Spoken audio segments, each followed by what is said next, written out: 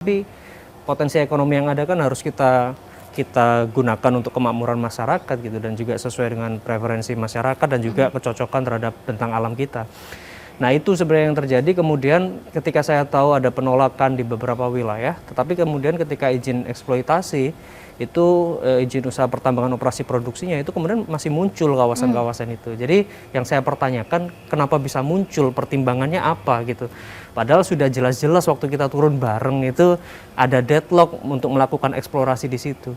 Jangankan besok mau dieksploitasi, orang mau drilling, mau mengebor untuk cuma ambil sampel aja nggak bisa ngelaksanain kok gitu. Nah, makanya ketika kemudian muncul izin usaha pertambangan operasi produksinya dengan kawasan seluas itu, dan saya overlay dengan tim bersama ya di RT RW kita, ya ini kok sampai kayak begini ya, saya kemudian menyatakan ini nggak masuk akal lah gitu. Jadi menurut Anda siapa yang kemudian bisa saja, tadi kan ada overlap tuh kewenangan, ini kita bukan menunjuk ya, tapi di mana sih miss kewenangan tadi? Ya kita ini joint responsibility lah, kita bertanggung jawab bersama. Mohon maaf ya Pak Bupati, karena ini soal izin. Akhirnya orang mikir siapa sih yang bermain soal izin dalam kasus pertambangan Trenggalek emas ini? Ya kalau itu silakan teman-teman media yang lakukan investigasi. Tapi kalau saya hanya ingin mendudukkan bahwa dari kacamata kita yang di daerah itu seperti ini. Apakah ini sebenarnya sudah dijadikan pertimbangan oleh katakanlah pejabat yang berwenang di provinsi, bahwa pertimbangan ini itu sudah tercapture belum gitu. Kalau sudah tercapture, alasannya apa kok ini bisa kemudian diloloskan gitu, harus ada reasoning gitu. Mungkin ada satu konsideran yang kita nggak bisa terbaca dari beberapa keputusan itu, karena kalau kita lihat cuman izin kan cuma selembar kertas, tapi di balik selembar kertas itu kan sudah ada studi kelayakan, sudah ada apa-apa. Nah itu dokumen-dokumen itu yang kita butuh untuk analisa lagi, sehingga nanti ketika kita temukan kejanggalan, nah kemudian saya mewakili masyarakat dan pemerintah Kabupaten Trenggalek secara resmi bisa kemudian bersurat kepada Ibu Gubernur. Apakah sederhananya Pak Bupati melihat ini nggak ada untungnya nih buat kabupaten dan masyarakat? Nggak ada untungnya sama sekali? Memang kalau statement ke publik itu bentuk dari political will kita ya, melihat bagaimana masa depan Trenggalek ke depan, apakah punya masa depan dengan tambang. Itu saja gitu, nggak lebih dari itu. Ada nggak masa depan dengan tambang? Saya rasa enggak gitu. Karena sekali lagi kalau dari lihat luasan yang diteliti, kemudian luasan yang akan dieksploitasi, itu ada kawasan rawan longsor, ada kawasan resapan air, kemudian ada sepadan sungai, kemudian ada hutan lindung, hutan produksi. Dan kalau gini Mbak, hutan produksi itu biasanya sekarang itu dikelola perhutanan sosial dengan masyarakat lah, PHBM. Kalau masyarakat Trenggalek gitu ya, di hutan, bertani hutan atau pariwisata yang berbasis hutan, itu mungkin skillnya ada. Tapi kalau kemudian itu ditambang, berapa banyak SDM kita yang punya skill tambang gitu? Ya kan kita nggak. Kalau mau realistis nggak ada. Kalau mau realistis mungkin ya kecil sekali gitu. Terus kemudian memang tambangnya mau bertahan berapa lama gitu. Nah, sedangkan masyarakat Trenggalek ini akan turun-temurun terus kemudian juga dampak lingkungan yang yang kawasan Kars, belum lagi kawasan Kars ini juga lebih vital lagi gitu. Nah, itu yang membuat saya kemudian sangat yakin bahwa data-data ini harus kita klarifikasi. Memang kita sudah menerjunkan tim, komunikasi dengan provinsi sebenarnya juga baik. Provinsi juga tidak kemudian menutup pintu rapat-rapat begitu harus seperti ini gitu ya.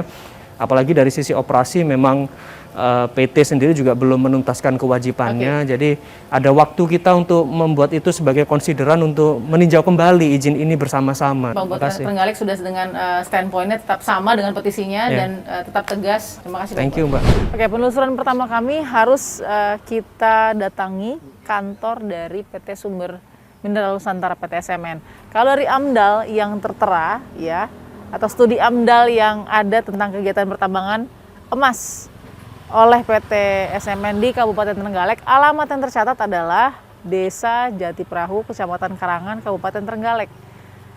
Ini desanya, saya mau klarifikasi benar nggak ini kantornya, karena ada beberapa alamat juga, bukan hanya di Trenggalek, tapi juga di Jakarta dan juga di Serpong. Ikuti saya. Ini ya. Permisi.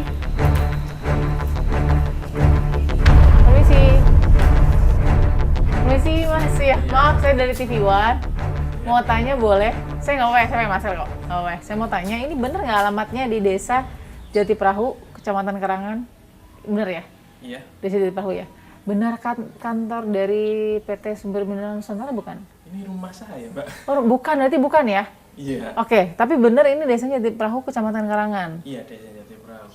Tapi bukan kantor Bukan. sama sekali. Bukan. Tapi pernah dengar PT SMN? Iya, pernah. Pernah. Di mana itu alamatnya? Di sini atau di pernah di sini Kalau atau? sekarang sudah enggak Mbak, sudah enggak ada. Oh, sekarang udah. Jadi dulu di sini. Dulu sempat. Oh, di rumah ini, di bangunan ini. Enggak di situ. Di Tapi sudah dikontrak orang. Oh gitu. Bukan di sini ya? Enggak. Tapi nggak ada kantor sama sekali. Jadi Iya, sudah ada kantornya. oke. Yang terakhir di situ sih. Oke.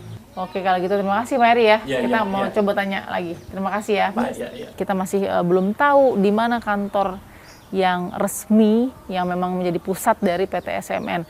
Ada 2 alamat lagi yang tertera di situs ini kita harus cari di situs Modi tersebut Minerba ya. Apakah benar ada di Jakarta, yang ada di Tanjung Barat atau di Serpong? Ikuti saya.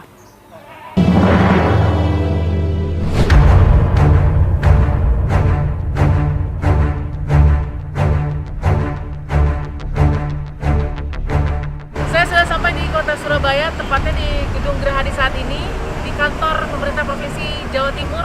Kita akan meminta tanggapan dari Wakil Gubernur Jawa Timur Emil Dardak yang dulunya adalah mantan Bupati Trenggalek.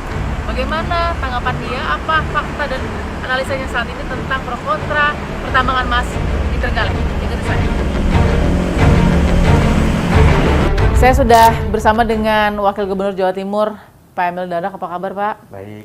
Terima kasih waktunya. Sama-sama. Nah, sebelum saya mau bertanya soal sikap dari pemerintah Provinsi Jawa Timur tentang pertambangan emas Iya. yang ada di Trenggalek begitu, saya juga ingin tahu nih, benar nggak sih Pak Wagub juga ikut dalam petisi menolak tambang emas di Trenggalek? Itu saya penasaran, faktanya benar nggak sih Pak Wagub?